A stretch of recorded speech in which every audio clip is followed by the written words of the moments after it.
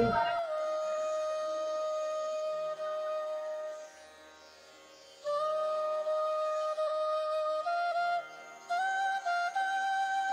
student, this is Pallab Darbari, your host, and you are watching Pallab Darbari classes. In this video, we will discuss Chapter 2, Macroeconomics Class 12th, Money and Banking. This is the second part of Money and Banking. In this video, we will discuss barter system, and we will also see the drawbacks of barter system. Let us see the definition of the barter system first.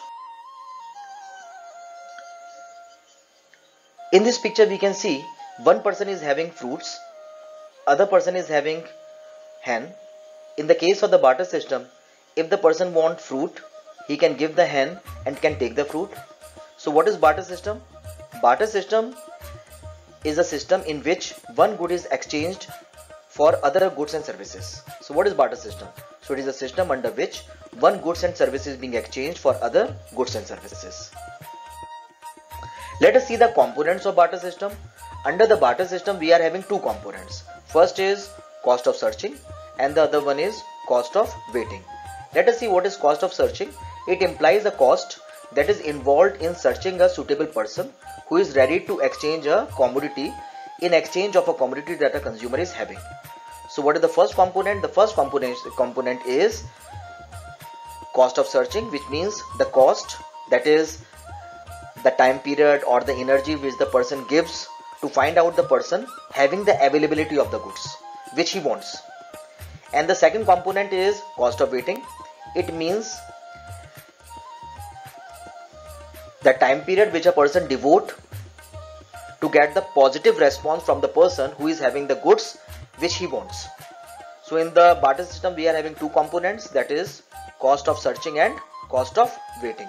So we have seen cost of searching. Cost of searching means finding a person having the availability of goods, and the cost of waiting means wait for the confirmation that he is willing to give the goods which he is having to you. Now let us see the drawbacks of the barter system, and at the same time we will see the solution. The first drawback of the barter system is problem of double coincidence of wants. The question is, what is double coincidence of wants? Double coincidence of wants implies that the needs of any two individuals should be complementary to each other for the exchange to take place.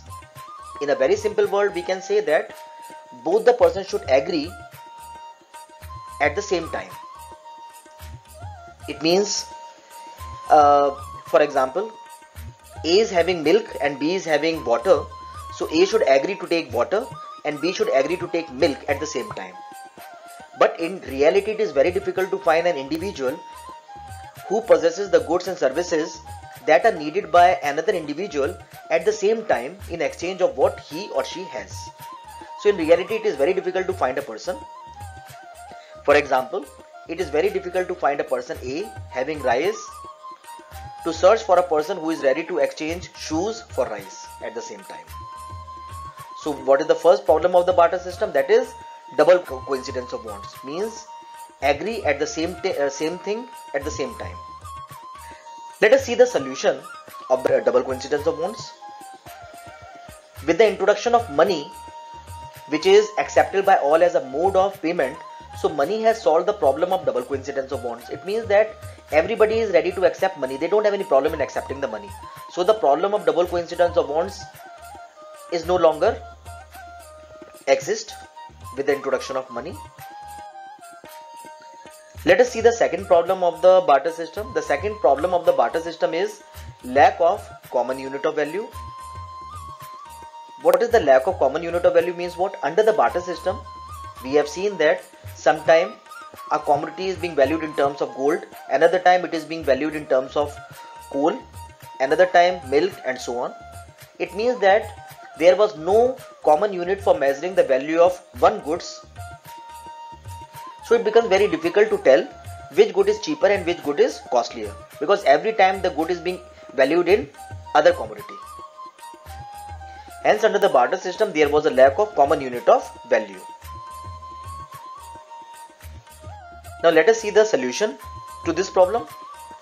With the introduction of money, everything is now valued in terms of money. So what is happening with the introduction of the paper money or with the introduction of the metallic money? Every good is being valued in terms of money. It means that every commodity is having the same measuring unit, measuring tool, that is money.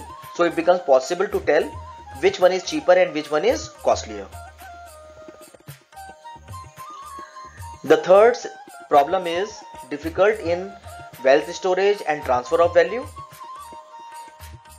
We know that individuals tend to store a part of their wealth or earning as saving so that he can use it in future or he can use for investment purpose.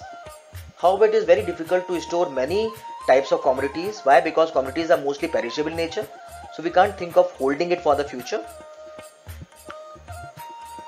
In addition to this, transportation of goods from one place to another is also a problem.